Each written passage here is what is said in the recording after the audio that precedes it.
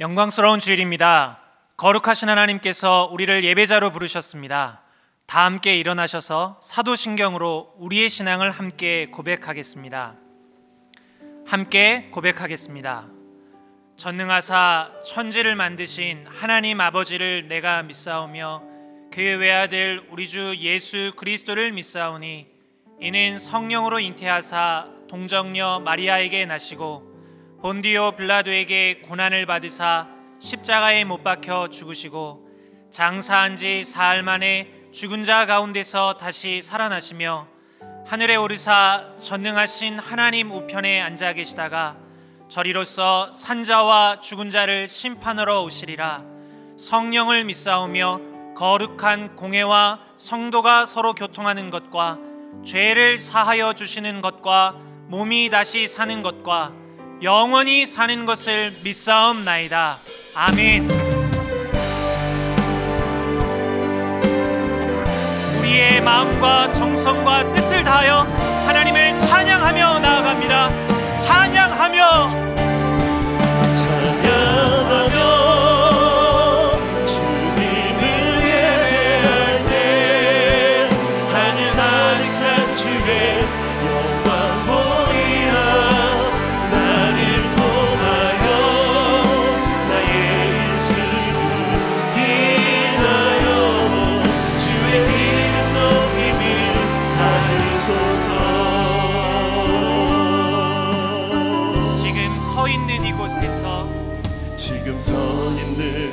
이곳에서 높임을 받으소서. 내가 밟는 땅 주님의 땅이니 하늘이 주의 이름 높이 올리며 넓은 바다가 주를 노래해.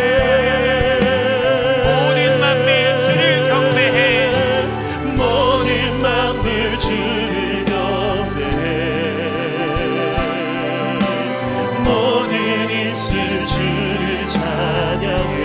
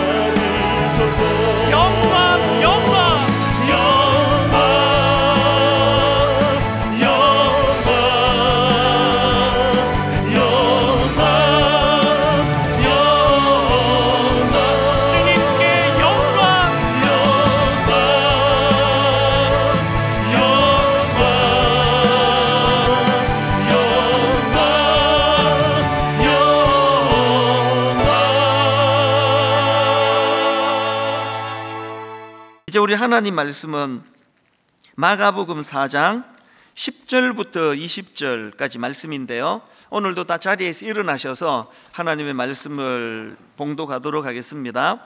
마가복음 4장 10절부터 20절까지 말씀입니다.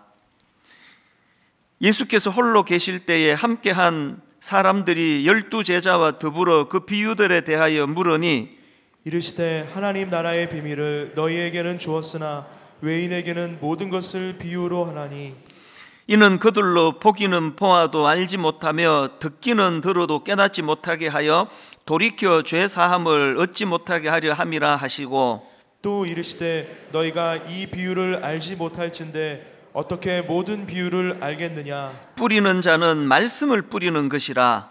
말씀이 길가에 뿌려졌다는 것은 이들을 가리킴이니 곧 말씀을 들었을 때에 사탄이 즉시 와서 그들에게 뿌려진 말씀을 빼앗는 것이요, 또 이와 같이 돌밭에 뿌려졌다는 것은 이들을 가리킴이니 곧 말씀을 들을 때에 즉시 기쁨으로 받으나 그 속에 뿌리가 없어 잠깐 견디다가 말씀으로 인하여 환난이나 박해가 일어나는 때에는 곧 넘어지는 자요, 또 어떤 이는 가시떨기에 뿌려진 자니 이들은 말씀을 듣기는 하되 세상의 염려와 재물의 유혹과 기타 욕심이 들어와 말씀을 막아 결실하지 못하게 되는 자요. 같이 읽습니다.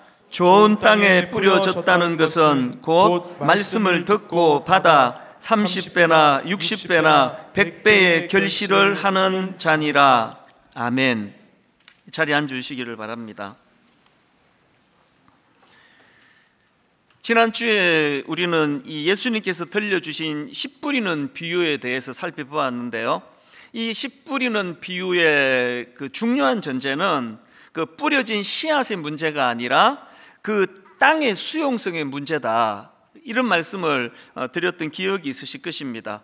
예수님께서 뿌려주시는 그 말씀의 씨앗에는 생명력이 있기 때문에 그 말씀을 수용하는 마음의 밭, 좋은 마음의 밭에 떨어지면은 30배, 60배, 100배의 그런 결실이 일어난다, 이런 내용의 비유의 말씀인데요. 그런데 여기서 한 가지 이것과 관련해서 참 점검해야 될 포인트가 하나 있는데 뭐가 문제냐? 자, 본문 마가복음 4장 8절을 보십시오. 들어는 좋은 땅에 떨어짐에 자라 무성하여 결실하였으니 30배나 60배나 100배가 되었느니라 하시고, 여기 나오는 이 들어는 좋은 땅에 떨어짐에 이 뭘 의미합니까? 이 말씀의 씨가 이 좋은 땅에만 떨어지는 게 아니라는 겁니다.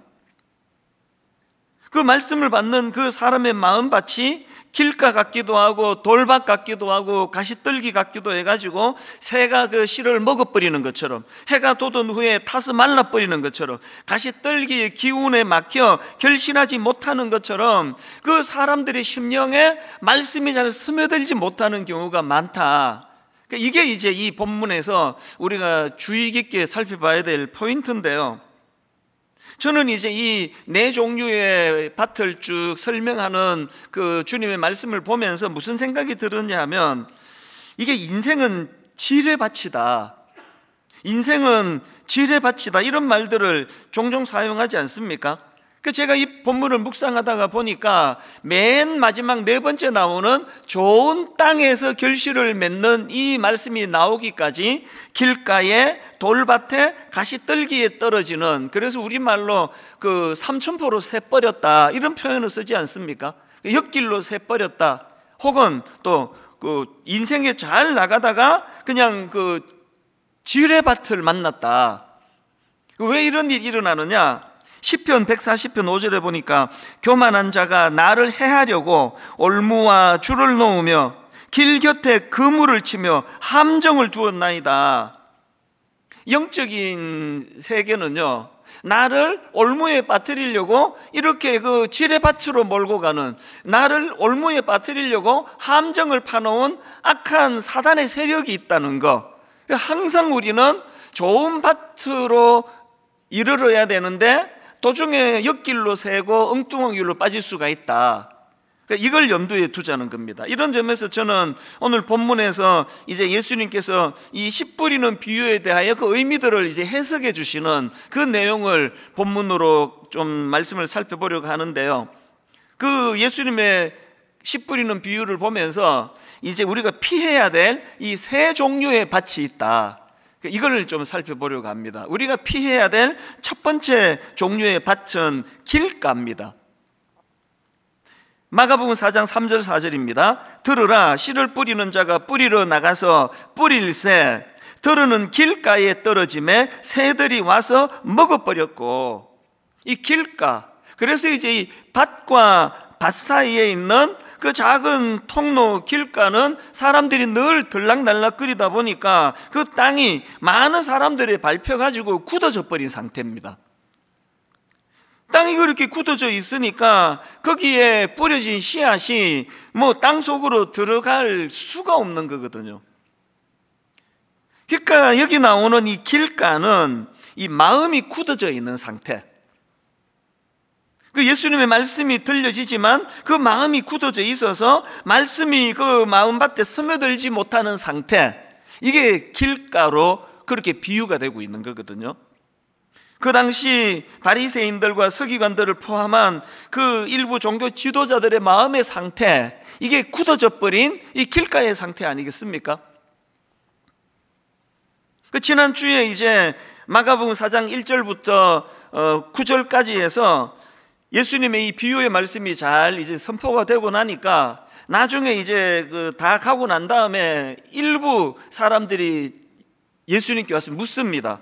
예수님, 왜 비유로 말씀하십니까? 그랬더니 예수님이 대답하시기를 11절 12절입니다. 이르시되 하나님 나라의 비밀을 너희에게는 주었으나 외인에게는 모든 것을 비유로 하나니 이는 그들로 보기는 보아도 알지 못하며 듣기는 들어도 깨닫지 못하게 하여 돌이켜 죄사함을 얻지 못하게 하려 함이라 하시고, 이게 자칫 오해하기 쉬운 그런 표현으로 지금 되어 있는데요, 이 말씀의 의미는 이렇습니다.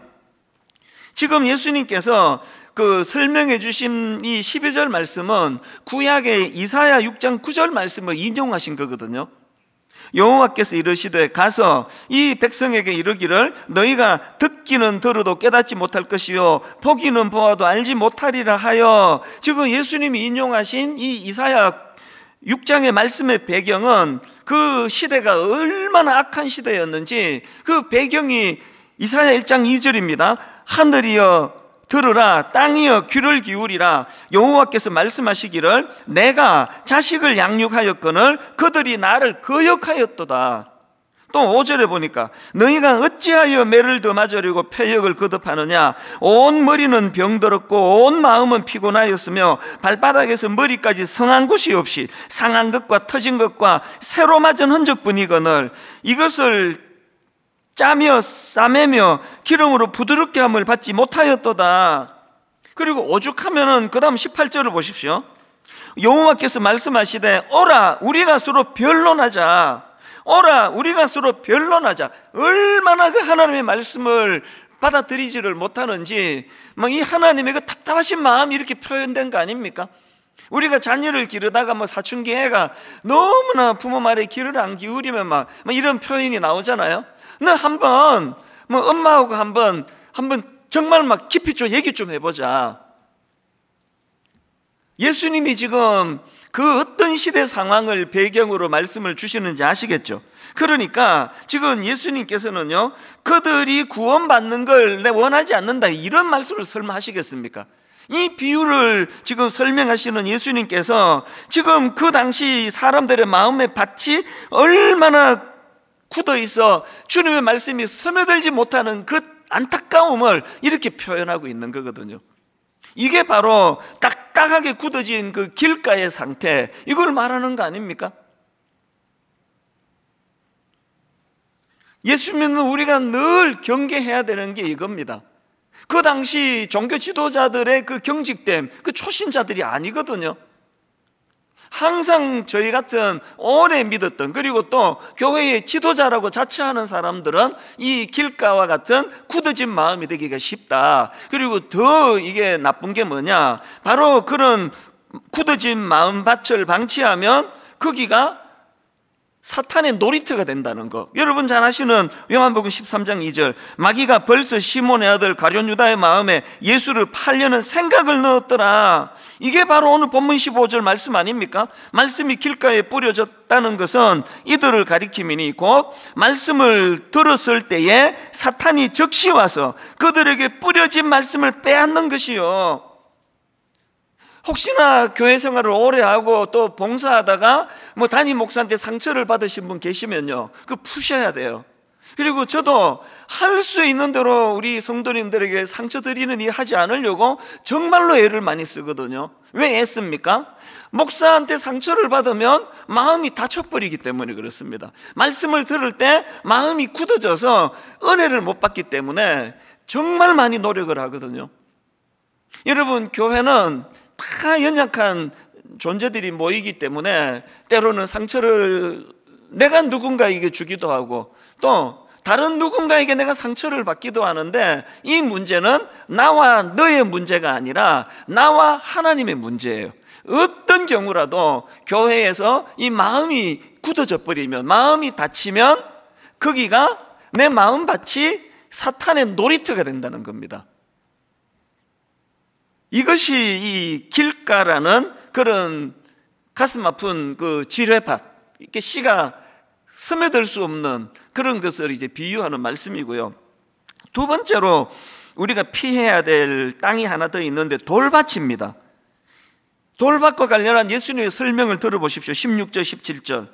또 이와 같이 돌밭에 뿌려졌다는 것은 이들을 가리킴이니 곧 말씀을 들을 때에 즉시 기쁨으로 받으나 그 속에 뿌리가 없어, 그 속에 뿌리가 없어 잠깐 견디다가 말씀으로 인하여 환난이나 박해가 일어나는 때에는 곧 넘어지는 자요. 그 앞에 길가가 이게 마음이 굳어진 상태를 설명하는 거라면, 두 번째로 나오는 돌밭은 이게 얕음의 문제, 얕음의 문제. 저는 우리 개신교가 깊지가 못해, 그 얕은 것 같아. 이런 이야기를 가끔씩 들을 때마다 하나님께 너무 죄송을 해요. 이게 시간이 좀 지난 이야기인데요, 그 종교부 기자 분하고 통화를 할 일이 있었는데, 이제 한참을 이제 대화를 하는 가운데 이분이 정말 마음 아픈 이야기를 하셨어요. 이분이 이제 종교부 기자다 보니까 뭐 여러 이제 그 종교 지도자들을 만나고 대화하고 그럴 기회가 있는데, 제가 시간이 좀 지난 일이라서 정확한 기억이 지금 가물가물합니다만, 무슨 일로 이분이 이제 천주교 지도자도 만나 대화하고 불교 지도자도 만나 대화하고 우리 개신교 지도자도 만나 대화해 보니까 자기가 만난 그 특정인이죠, 그 개신교 지도자가 그 대화의 수준이 제일 떨어지더라. 그런 이야기를 하는 거예요. 제가 그 얘기를 듣는데 정말 이렇게 마음이 이렇게 싸하더라고요. 물론 그 기자분이 만난 그분이 뭐 한국 개신교를 대표하는 분도 아니고 뭐 목사님들의 수준이 뭐 그 한 분으로 평가되는 건 아니지만, 가슴 아픈 건 꽤 많은 이런 생각들을 하고 있는 게 현실이라는 겁니다.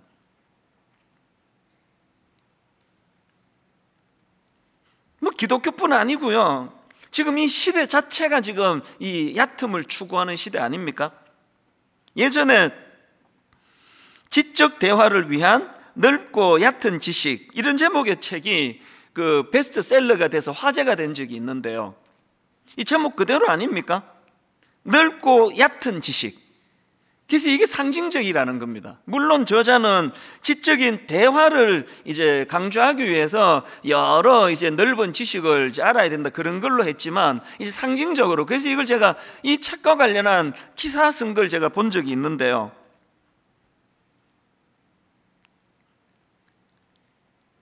이 시대가 이 얕음이 흠이 되지 않는 시대다, 그렇게 규정하는 게 제게 참 인상적이었습니다.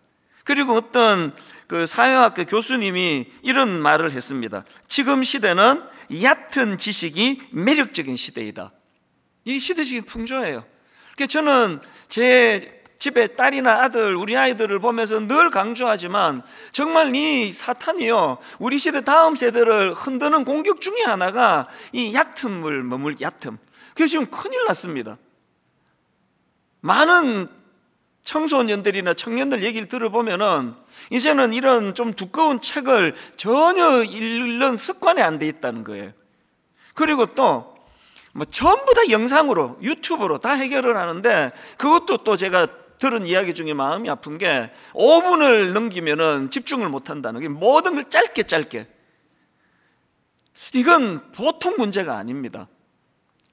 이렇게 얕음을 자랑하는 이런 시대다 보니까 우리가 자녀 교육에 대해서도 그렇고, 그래서 이 문제가 제대로 정리가 잘 안 되면 그야말로 바람에 나는 겨와 같은 인생, 그냥 시류에 흔들리는데 이 중심을 잃어버린 것 같은 거 아닙니까? 그렇기 때문에 저는 이런 점에서 19세기 사상가 헨리 데이빗 소로우가 쓴 책입니다. 월든이라는 책을 제가 굉장히 주목을 합니다. 이 월든이라는 책은요, 저자 소로우의 대단한 분이에요. 이분이 하버드 대학교를 졸업했는데 다른 졸업생들과는 다른 길을 갑니다.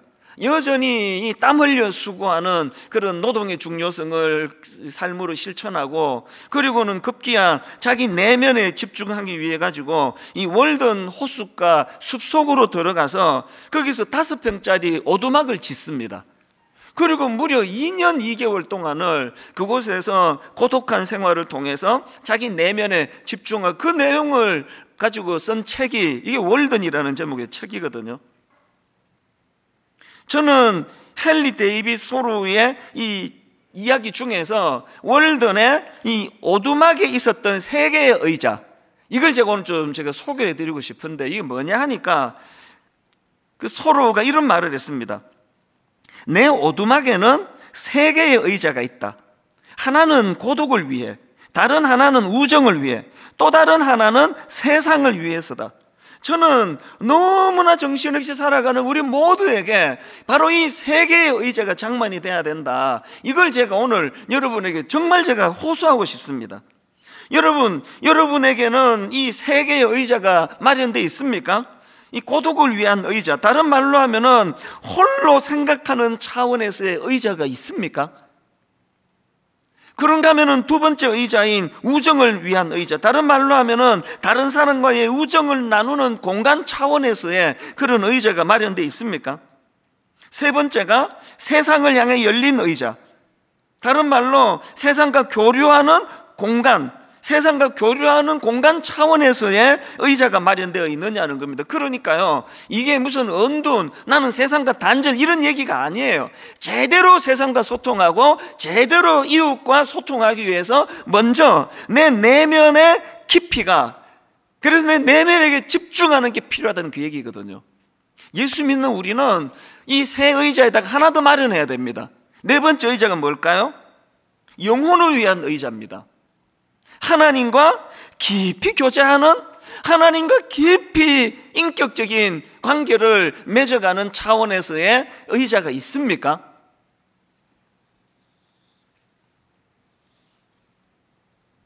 이런 내용을 다루고 있는 그 속도에서 깊이로, 이런 제목의 책이 있는데요, 이 속도에서 깊이로라는 이 책에서 뭘 이제 권하는가 하니까, 우리가 뭐 너무 바쁘게 살아가는데 우리가 그 소로우처럼 2년 2개월을 막 격리된 어느 숲속으로 살 수 없잖아요. 당장에 제가 이제 오늘 내가 너무 이게 깊이가 없는 것 같아서 한 2년 반 어디 설악산 오두막 짓고 오겠습니다. 그게 말이 되는 소리냐고. 못하는 거거든요, 우리는.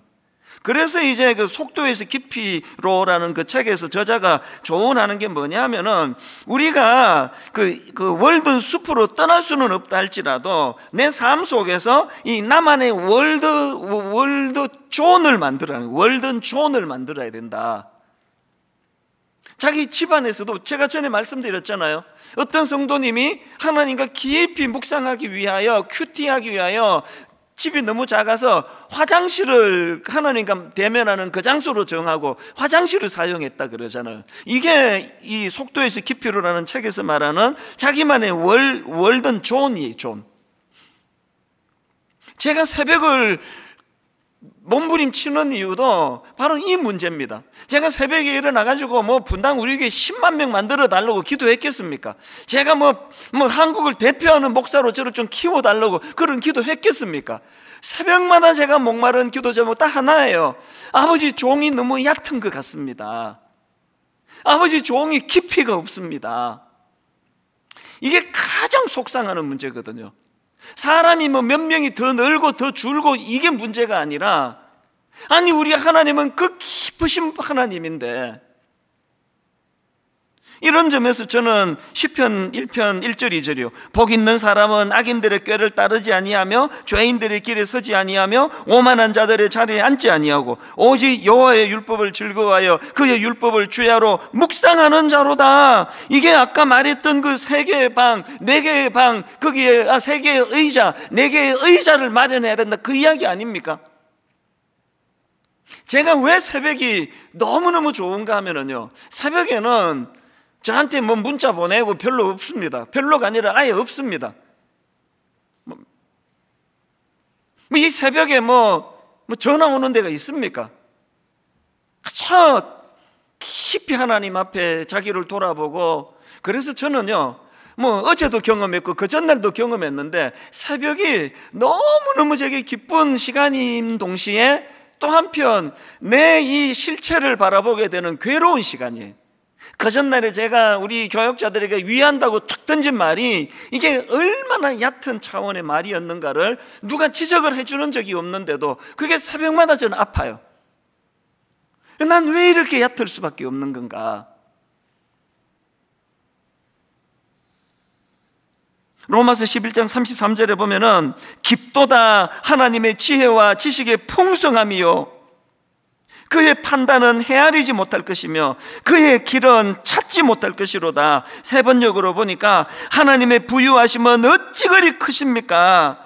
하나님의 지혜와 지식은 어찌 그리 깊고 깊으십니까? 우리가 예수 믿은 지 지금 몇 년 됐냐고요. 좀 이런 답답함이 좀 있어야 되는 거 아닙니까?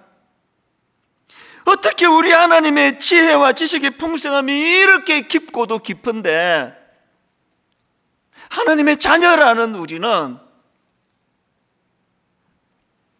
얕은, 그래서 저는 이런 점에서 제 자신에게 너무 많이 실망이 되고요, 또 교회 안에 정말 신뢰하고 믿었던 어떤 지도자들을 보면서 어떤 결정적인 순간에 그들이 말하는 거, 그들이 판단하는 거, 그들이 생각하는 거를 볼 때마다 마음으로 실망할 때가 되게 많습니다. 그분들이 일을 적게 해서 그런 것도 아니고 헌금을 적게 해서도 그런 게 아니고 어떻게 이렇게 얕을까? 여러분은 어떠세요? 여러분이 얕음의 문제가 답답하지 않으십니까? 누가 여러분한테 그냥 하면 안 되는 못된 말 한 마디 툭 던져가지고 그 사람이 미운 게 아니고요, 이 정도 말도 포용하지 못하는 얕은 내가 미운 거예요. 난 왜 이 정도도 포용하지 못하는, 어떻게 이렇게 넓이와 깊이가 이것밖에 안 되는 건가? 우리에게 소망이 하나 있는데 그게 뭡니까? 이런 얕은 우리에게 고린도전서 2장 10절, 이게 우리의 소망입니다. 오직 하나님이 성령으로 이것을 우리에게 보이셨으니 성령은 모든 것 곧 하나님의 깊은 것까지도 통달하시느니라. 우리가 이 성령님조차도 너무 얕은 것에만 우리가 이것을 그냥 성령님을, 그래서 무슨 방언을 받고 통변을 하고 병을 고치고 이런 것들도 성령님의 큰 역사지만요, 성령님은 이 놀라우신 하나님의 깊고 풍성한 그 지혜와 지식, 그 길로 인도해 주시는 놀라우신 가이드가 성령님이시란 말입니다.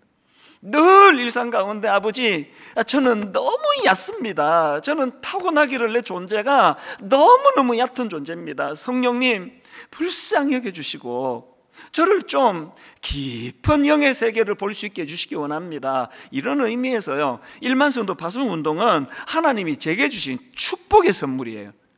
새벽마다 이 문제를 가지고 씨름할 수 있게.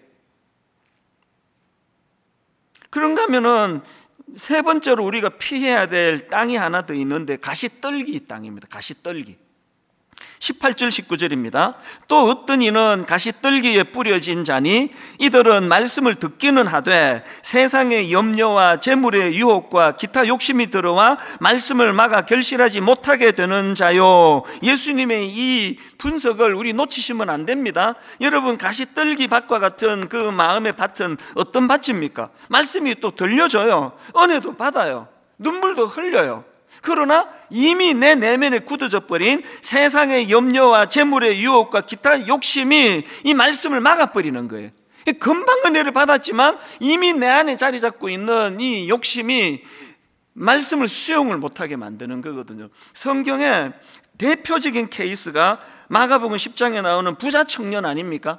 이 부자 청년이 예수님께 달려와 가지고 내가 뭘 해야 영생을 얻으리까 질문을 해요. 그래서 예수님께서 살인하지 마라, 간음하지 마라, 도둑질하지 마라, 거짓 증언하지 마라, 이런 계명들을 잘 지키는 게 중요하다 그랬더니 이 청년이 그 말을 받아가지고 냅다 하는 말이 뭐냐? 마가복음 10장 20절, 그가 여짜오되 선생님이여 이것은 내가 어려서부터 다 지켰나이다. 가만히 보니까요, 진짜 진리가 궁금해서 찾아간 거 아닌 것 같아요. 자랑하기 위해서. 이게 얕음의 문제 아닙니까? 나 이런 거 다 지키고 있다고. 그랬더니 예수님이 그런 청년에게 혀를 찌르는 말씀을 주십니다. 21절, 예수께서 그를 보시고 사랑하사 이르시되 네가 아직도 한 가지 부족한 것이 있으니 가서 내게 있는 것을 다 팔아 가난한 자들에게 주라. 그리하면 하늘에서 보화가 내게 있으리라. 그리고 와서 나를 따르라 하시니, 그랬더니 그 다음 청년의 태도 행동을 보십시오. 22절, 그 사람은 재물이 많은 고로 이 말씀으로 인하여 슬픈 기색을 띠고 근심하며 가니라. 이게 바로 오늘 본문 19절에서 예수님이 비유로 주신 말씀, 세상의 염려와 재물의 유혹과 기타 욕심이 들어와 말씀을 막아 결실하지 못하게 되는 자요. 딱 이게 이 말씀이 그 청년에게 해당되는 거 아닙니까? 오늘 여러분, 수많은 이 예수 믿는 분들 주일마다 교회를 찾고 늘 은혜를 구하는 우리들의 모습이 바로 이런 모습이 아닌지 돌아보셔야 된다는 겁니다. 일만서도 파송 운동은 하나님이 내게 주신 선물이다 이렇게 생각할 수 있는 건 지난 8년 동안 이 문제를 하나님이 드러내 주셨거든요. 네가 굉장히 그럴듯하게 포장을 하고 있지만 네 근원 속에 네 교회만을 위하는 탐심이 자리 잡고 있다는 거, 부인할 수 없는 하나님의 말씀 앞에 이 8년간 지금까지 싸워오고 있는 거거든요. 여전히 내 교회 잘 되는 게 좋고, 내 교회 하다못해 지금 코로나 이후로 유튜브로 내 설교 조회수가 많은 것조차도 난 그거를 피할 수가 없는 기쁨이거든요. 늘 싸워야 되는 게 이 문제거든요. 우리 본능에 내버려 두지 말고 이 본능에 역행하기 위하여 늘 싸워야 돼요. 아버지, 내가 이렇게 저질입니다. 내가 하여튼 하나님의 말씀이 흥왕하고 한국교회가 다 같이 부흥하고 이런 데 관심보다는 그저 분당 우리 교회 잘 되는 거, 이 29교회로 우리가 이렇게 분립을 해나가고, 이제 여러분 부탁드리는데요, 주 안에서 자유하십시오. 지금 결정 안 하셔도 됩니다. 올 연말에 29교회를 안 따라가셔도 돼요. 분당 우리에 남으셔도 돼요. 그리고 또 이 29교회도 아니고 분당 우리 교회도 아니고 난 다른 교회로 간다. 한 가지만 제 부탁을, 간청을 들어주세요. 작은 교회로 가십시오. 지금 하나님이 너무 큰 교회로 몰리는 거 이걸 하나님이 싫어하셔서 일만수도 파수 운동을 시작했는데 이 교회는 이제 나가라 그러네. 이게 또 다른 큰 교회를 찾아가신다면 이게 어떻게 하나님 마음에 이게 합한 생각이겠냐고요. 동네에 있는 자그마한 교회에 건강한 교회가 참 많습니다. 내 한 교회가 잘 되는 것이 중요한 것이 아니라 정말 이 하나님의 마음을 헤아릴 수 있는, 그래서 늘 내 안에 부인할 수 없는 세상의 염려와 재물의 유혹과 기타 욕심이 들어와. 왜 여러분 세상에 염려가 많습니까? 원래 탐심이 많으면, 욕심이 많으면 염려가 많아지게 되는 거거든요.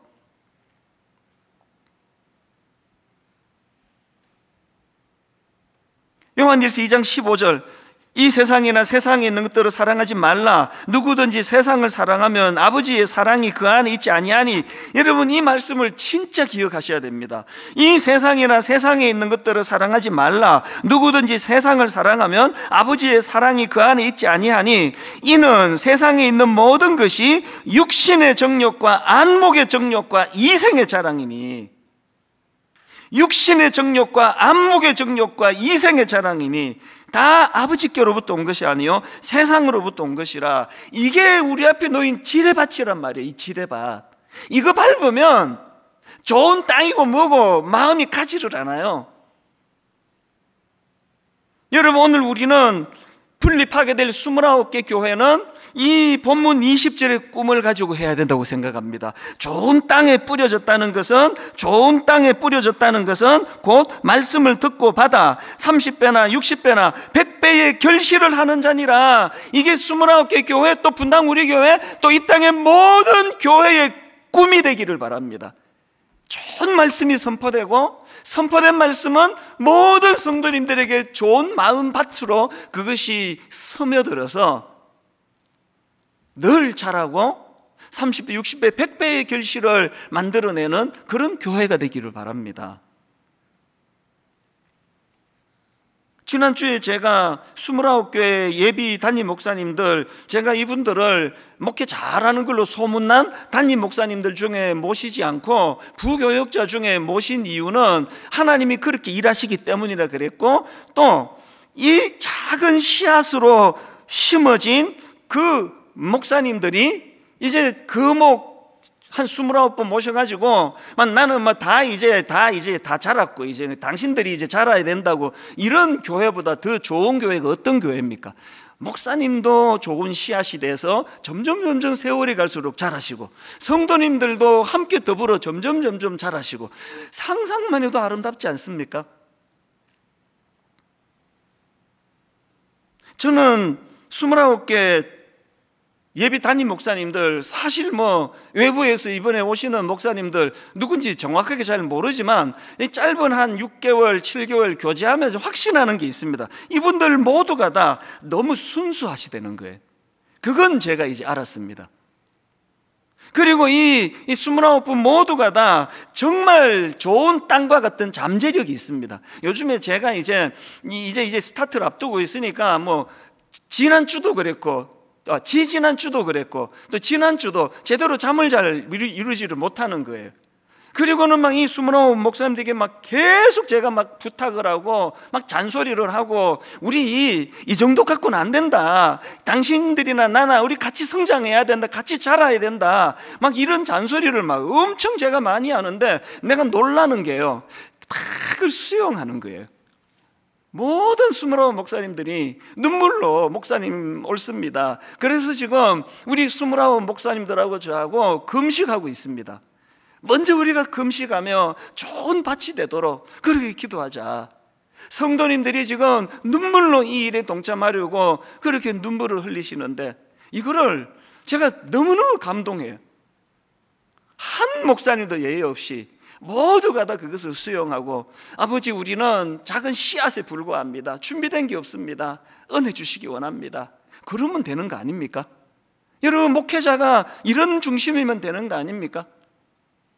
갈수록 29개 분립교회는 목사님도 성장하시고 성도님도 성장하시고 함께 말씀으로 성장하는 그런 교회가 될 줄로 믿습니다. 오늘 저는 결론의 말씀을 이렇게 맺기를 원합니다. 우리 성도님들도 너무 눈물이 나요. 몇 주 전에, 지난주에 이제 교구 종강하면서 어떤 다락방은 눈물을 흘리시고 어떤 다락방은 통곡을 하시면서, 참 기가 막혀요. 게시판에 어떤 분이 글을 올리셨는데 그 구성원이 10명인데 이번에 8개인가로 흩어지게 됐다는 거예요. 통곡을 하시면서 눈물을 흘리시면서, 그럼에도 불구하고 이 일이 하나님 보시기에 이게 옳은 일이다, 그렇게 눈물로 수용하시는 성도님들을 뵈면서, 그래서 저도 울컥울컥 자꾸 눈물이 나는 거거든요. 그런가 하면은 이 29 예비 담임 목사님 정말 고마운 분이에요.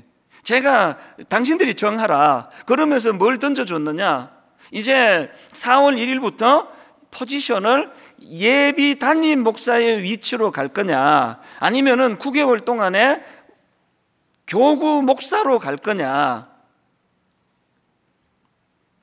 하나같이 모두가 다 우리는 정말 늘 해오던 그 연장으로 교구 목사로 자리매김하기 원합니다. 제가 정말 울컥울컥 하는 거거든요. 이런 겸손한 목사님들이, 이런 겸손한 성도님들과 더불어서 제가 눈물을 흘릴 수밖에 없는 것, 너나 없이 다 약한데, 죄성으로 우리는 얕은 인생인데, 때로는 마음이 너무 길가에 던져진 씨앗처럼 딱딱하게 굳어 있는데, 주님의 십자가로 인해 우리를 옥토로 만들어 주시는 것, 이것을 누리며 사는 것이 신앙생활이라고. 이 은혜를, 이 십자가의 능력을 마음 깊이 묵상하고, 그래서 모두가 다 하나님 앞에서 옥토, 좋은 밭이 돼 30배, 60배, 100배의 결실을 거두는 그런 성도님들, 그런 교회가 되기를 주님 이름으로 축원합니다.